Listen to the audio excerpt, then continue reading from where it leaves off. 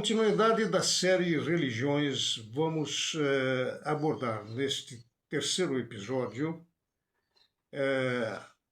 a primeira das grandes religiões monoteístas, o judaísmo, que foi criado por volta de 1800 anos antes de Cristo, na região da Mesopotâmia, sendo seu fundador o patriarca Abraão, da cidade de Ur, entre a Arábia e a Pérsia.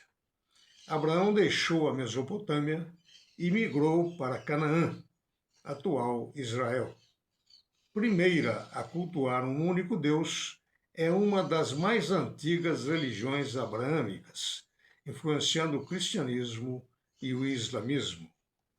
Os judeus acreditam ter uma relação especial com Deus, que teria feito um pacto de aliança com o seu povo. A história judaica inclui o período em que os hebreus foram escravizados no Egito e, liderados por Moisés, retornaram a Canaã por volta de 1300 a.C. Moisés é uma figura central no judaísmo, pois organizou a religião com o Decálogo, os 10 Mandamentos, e o Pentateuco, os 5 primeiros livros da Bíblia. No episódio 2, nós falamos das religiões do Antigo Egito e ali abordamos um pouco sobre a história e a vida de Moisés, que foi educado no Palácio Real do Faraó em inúmeras disciplinas. A Torá é constituída por esses primeiros 5 livros do Velho Testamento, cujo primeiro, o Gênesis, descreve a criação de todas as coisas e do próprio homem por Deus. Moisés escreveu o Pentateuco ao longo dos 40 anos de peregrinação no deserto, enquanto pastoreava as ovelhas do seu sogro Jetro. Entretanto, a maioria dos estudiosos modernos acredita que o texto foi compilado e editado por diferentes autores ao longo de vários séculos, especialmente entre os séculos VI e V a.C., com base em tradições orais e escritas mais antigas, conforme informa a BBC de Londres. Contudo, a visão tradicional judaica sustenta que Deus ditou o conteúdo da Torá a Moisés no Monte Sinai durante 40 dias e 40 noites, como vemos em vários filmes que retratam a origem dos 10 Mandamentos. Moisés é considerado o maior profeta do judaísmo.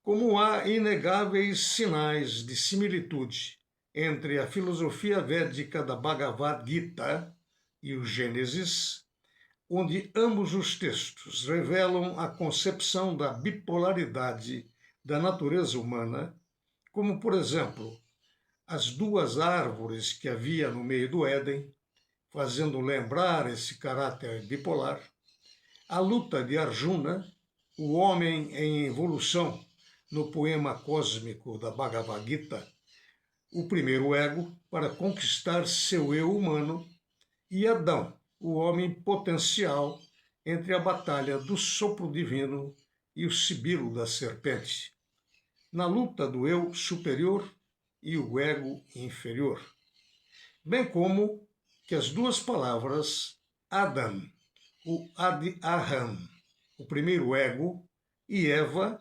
remontarem a radicais da língua hindu. O professor Huberto Roden, profundo conhecedor das religiões, levanta a hipótese de Moisés ter viajado para o extremo oriente durante sua peregrinação de 40 anos nos desertos arábicos e lá tomado conhecimento dos textos sagrados da Índia.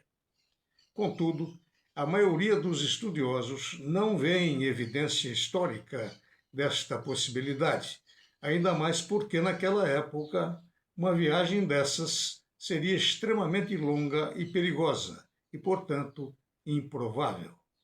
Ainda assim, pelo paralelismo que Roden sustenta haver entre a Gita e o Gênesis, está convencido que Moisés tinha conhecimento, dos ensinamentos védicos e desenvolve esta visão com detalhes em outras das suas obras, especialmente em A Nova Humanidade.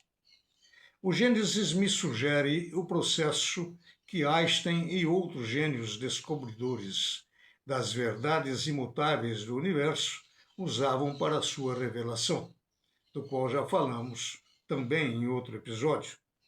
É inegável que esse primeiro capítulo do primeiro livro de Moisés seja fruto de um acúmulo de incontável gama de conhecimentos e de uma profunda intuição racional, o que supõe ter Moisés, como o fez Einstein, carregado a bateria de tudo que sabia, depois entrado em profundo silêncio e meditação no Monte Sinai, tendo ali se deixado invadir pelo Deus Eu Sou, em meio a uma sarça ardente, recebendo então a revelação dos 10 mandamentos e de toda a instrução para organizar a religião e a sociedade que daria ordem e destino àquela turba desorientada que acabara de libertar do Egito.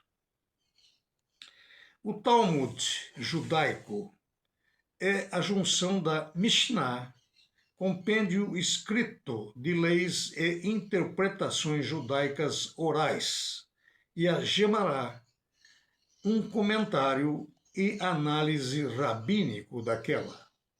O Deus dos judeus é chamado Javé, ou Yahvé. A palavra Yahvé corresponde a aquilo que é.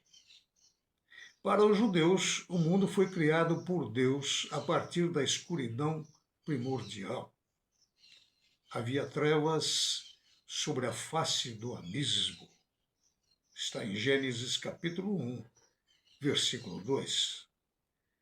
Em 6 dias, conforme narrado no Gênesis, após ter criado tudo nos 5 primeiros dias, no 6º dia criou o homem do pó da terra, soprando-lhe nas narinas o fôlego da vida. Eva foi criada depois de uma das costelas de Adão. O 7º dia, o Shabat, é destinado ao descanso e enriquecimento espiritual.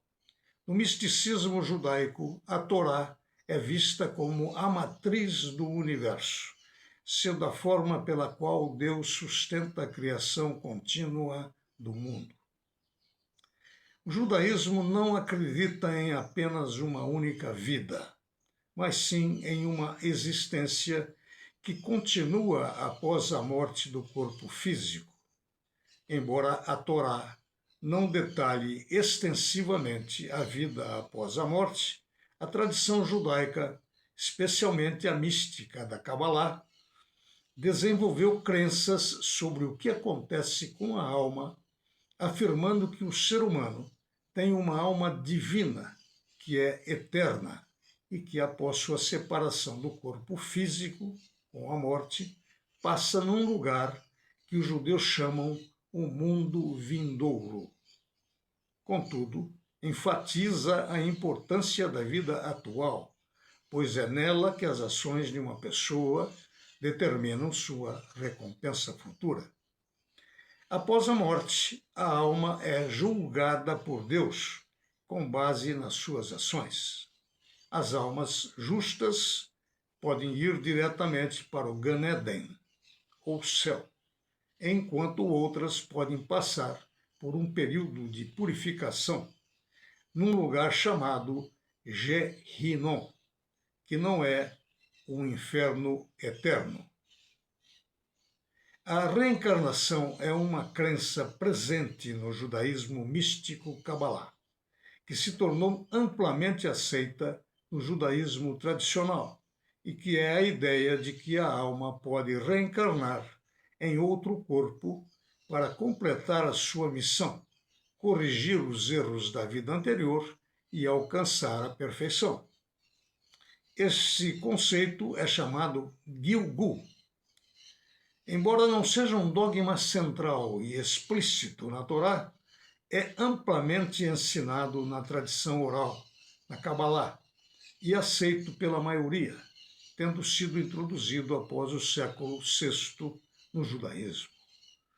A reencarnação não é vista como uma punição ou um destino fatalista, mas como uma forma de a alma atingir a perfeição através de múltiplos ciclos de vida, cumprindo pendências e realizando boas ações, um meio de purificação das almas.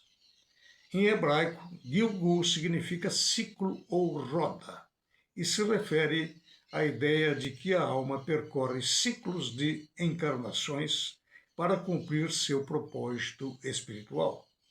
Neste aspecto, novamente emerge o paralelismo de conceitos com a maioria das religiões orientais, como principalmente o hinduísmo e o budismo, que falam em roda de reencarnações. O objetivo é a retificação cósmica e a evolução da alma, que retorna à Terra para aperfeiçoar-se e se preparar para a ressurreição messiânica, de acordo com o misticismo judaico. No judaísmo ortodoxo e assídico, o Gilgul é visto como uma compaixão divina. A pronúncia Kabbalah, com a última sílaba tônica, vem da sua origem hebraica, que também tem o acento tônico na última sílaba. Assim também Mishnah, Gemara.